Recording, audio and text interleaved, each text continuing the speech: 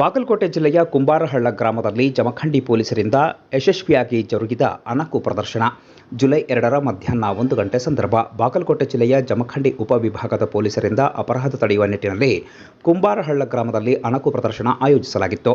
ಬಾಗಲಕೋಟೆ ಜಿಲ್ಲಾ ಪೊಲೀಸ್ ವರಿಷ್ಠಾಧಿಕಾರಿ ಅಮರನಾಥ್ ರೆಡ್ಡಿ, ಹೆಚ್ಚುವರಿ ಎಸ್ಪಿ ಪ್ರಸನ್ನ ದೇಸಾಯಿ ಹಾಗೂ ಮಹಾಂತೇಶ್ವರ ಜಿದ್ದಿ ಅವರ ಮಾರ್ಗದರ್ಶನದಲ್ಲಿ, ಜಮಖಂಡಿಯ ಡಿವೈಎಸ್ಪಿ ಸೈಯದ್ ರೋಷನ್ ಜಮೀರ್ ಅವರ ಮಾರ್ಗದರ್ಶನದಲ್ಲಿ ಸಿಪಿಐ ಮಲ್ಲಪ್ಪ ಮಡ್ಡಿ ನೇತೃತ್ವದ ತಂಡ ಕುಂಬಾರಹಳ್ಳ ಗ್ರಾಮದಲ್ಲಿ ಅಪರಾಧ ತಡೆಯುವ ನಿಟ್ಟಿನಲ್ಲಿ ಮತ್ತು ಜಾಗೃತಿ ಮೂಡಿಸುವ ಉದ್ದೇಶದಿಂದ ಅಣಕು ಪ್ರದರ್ಶನವನ್ನು ನೆರವೇರಿಸಿದರು.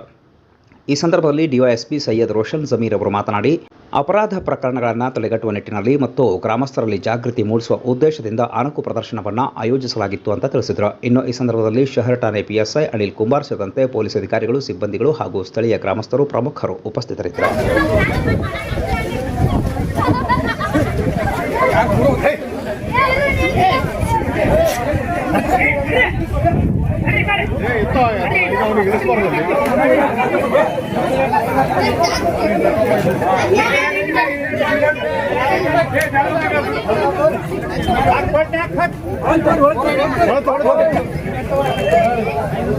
ಆಂಬುಲೆನ್ಸ್ ಚಾಲು ಮಾಡಪ್ಪ, ಬಂಗೆ ಪಟ್ನೆ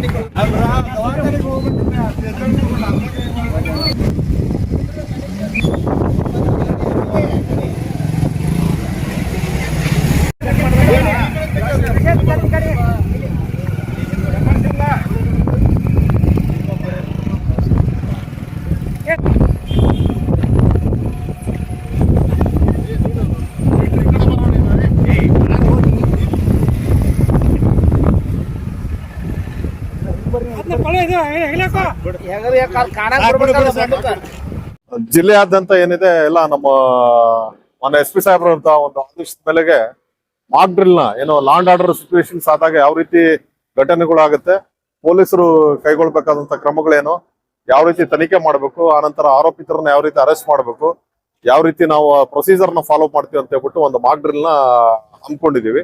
ಆ ಒಂದು ಉದ್ದೇಶಕ್ಕೆ ಇವತ್ತು ಕುಂಬಾರಹಳ್ಳಿ ಗ್ರಾಮದಲ್ಲಿ ನಾವು ಅದನ್ನ ಒಂದು ಮಾಕ್ ಡ್ರಿಲ್ ನ ಇದನ್ನ ವ್ಯವಸ್ಥೆಯಲ್ಲಿ ಮಾಡಿದೀವಿ.